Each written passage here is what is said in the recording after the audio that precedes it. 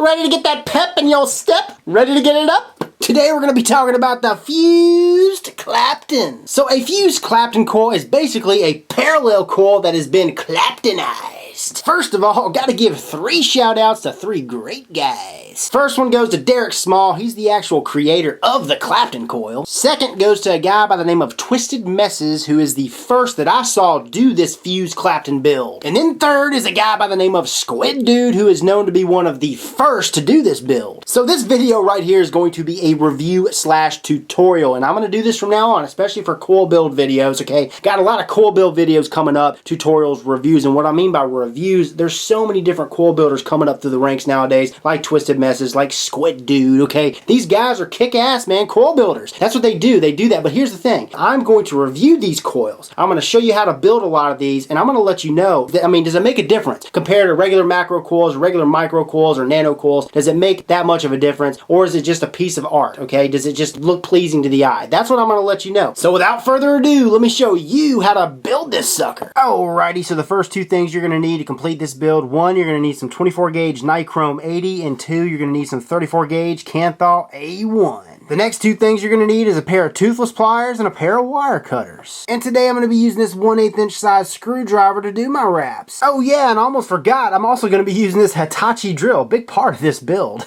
So the first thing I'm going to do is I'm going to cut 2 pieces of this 24 gauge nichrome 80, each piece about a foot in length, and I'm going to straighten each piece. Slide this first piece of nichrome 80 into the chuck of the drill, tighten it down. And just so you know, I have her set to spin in clockwise mode. So I've clamped this end down with a pair of my pliers, and all I'm going to do is pull the slack out and spin her clockwise for a good 5 seconds.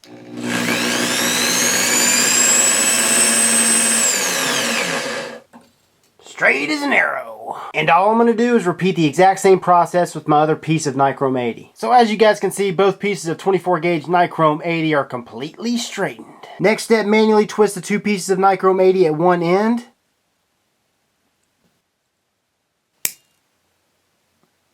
Next step, I'm going to insert the twisted end of the 2 pieces of nichrome 80 into the chuck of the drill. Tighten it down just a little bit. Next step, I'm going to break out this 34 gauge Kanthal A1, and we're going to be cutting about 15 feet of this stuff. And then what I've done from there is I've taken the 34 gauge Kanthal A1 34 gauge Kanthal, and I folded the end, one side of the end. I've clamped it in on the side of those teeth, just like you see it. Okay, so they're not going anywhere. Snug as a bug. So what I'm going to do from here on out is I'm going to start spinning this drill clockwise. I'm going to make sure that this Kanthal, this 34 gauge Kanthal, is in between my thumb and my index finger, putting just the right amount of pressure on that Kanthal while I am spinning this drill.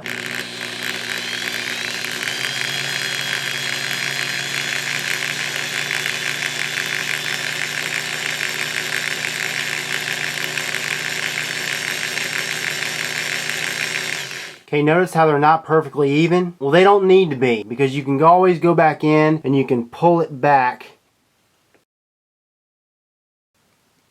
and tighten it up. See that? Tightening it up, okay? It doesn't have to be a perfect wrap every time, a perfect twist. Take the slack out, and then I'll start to twist again. I'll do the same thing, pull it back again, do the same thing, pull it back again. You see where I'm going with this.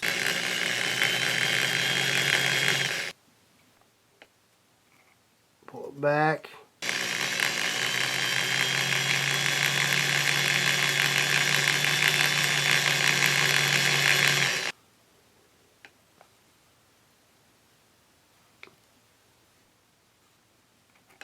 Pull it back again. I don't know if you see that, but I mean, it looks mint. There's a little bit of a rough spot right here, but you know what? Other than that, it looks mint.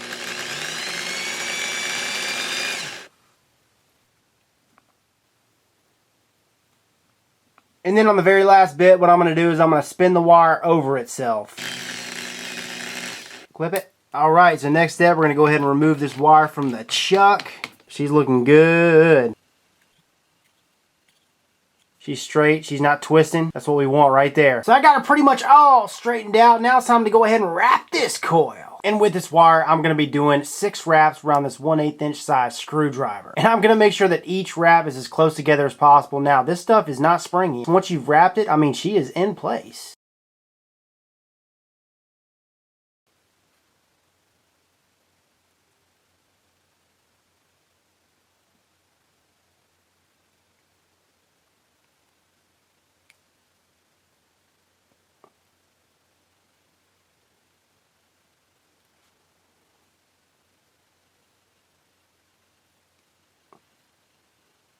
So that right there is what we're looking at so far, 6 wraps. And today I'm going to be using this Velocity RDA to install my build.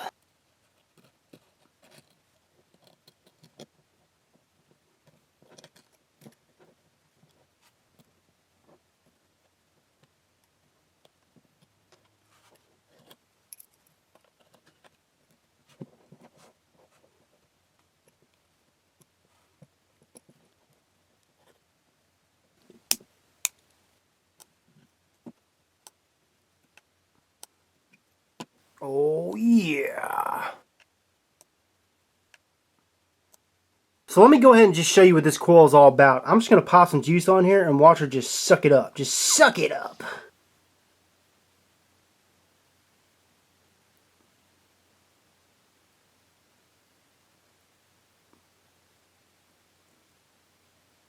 That's impressive. It really is. The more juice that a coil can suck up, the more flavor it's going to kick out.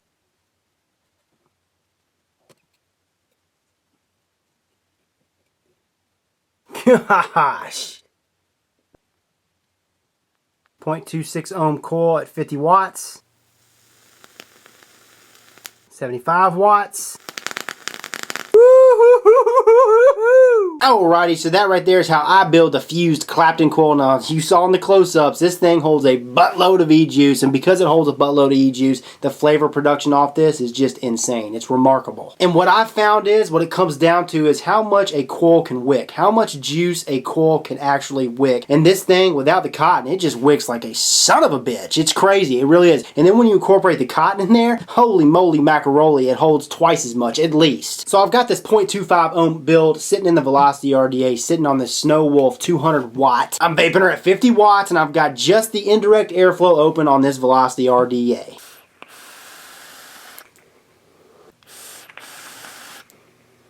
Like I mentioned at the beginning of this video, flavor is absolutely superb, man. Doesn't matter what juice I put in here, tobacco, dessert, fruity, does not matter, okay? I get crisp, crisp, crisp notes. It just holds so much juice. The wick is like, or the wick, the coil is like its own wick, okay? It's a wick is what it is, a big ass wick that's conductive. And also another thing, because this build uses nichrome 80, the ramp up time is like that. And with it set to 50 watts with this 0.25 ohm build, I mean, the way the airflow's set up and everything, it's a lukewarm vape. It's not a super hot vape. It's just flavorful as all hell. Now, if I take it up to 60 watts, I'll do it right now for you. Taking it up to 60 watts, keeping the airflow the exact same way. Here we go.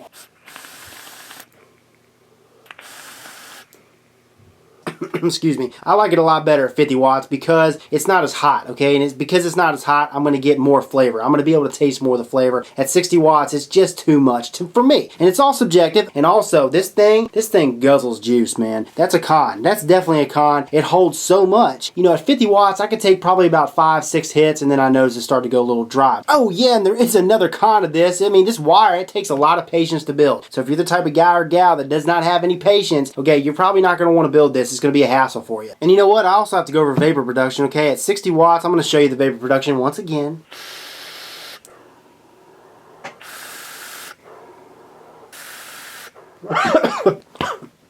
Maybe for some of you cloud chasers out there that could take long ass hits with this coil, okay, go for it. But for me, it just hits too hard. It hits like a damn donkey. Donkey kick in the back of my throat like a truck full of damn dildos. My verdict for this coil, okay, flavor, it is killer. Blows away any micro coil, macro coil, or nano coil. As far as vapor production goes for this coil, I think if you were able, or if I were able to take a long hit like a macro coil, because hey, a macro coil, a regular standard macro coil, a 0.250 macro coil, I could take a hell of a lot longer hit with that than I can with this. It just seems like there's more vapor off this, but because I can't take a long enough hit, I can't produce more. Does that make sense? So all in all, I give this coil a big thumbs up, okay? It's not just pleasing to the eye. It's not just a work of art. It actually performs kick ass. It kicks ass, okay? It's way better than the other coils as far as flavor production. If you haven't tried one, I suggest you give it a go. This is Rip Trippers, and remember, smoking is dead, vaping is the future, and the future is now. Do you ever feel like this? Is that another language?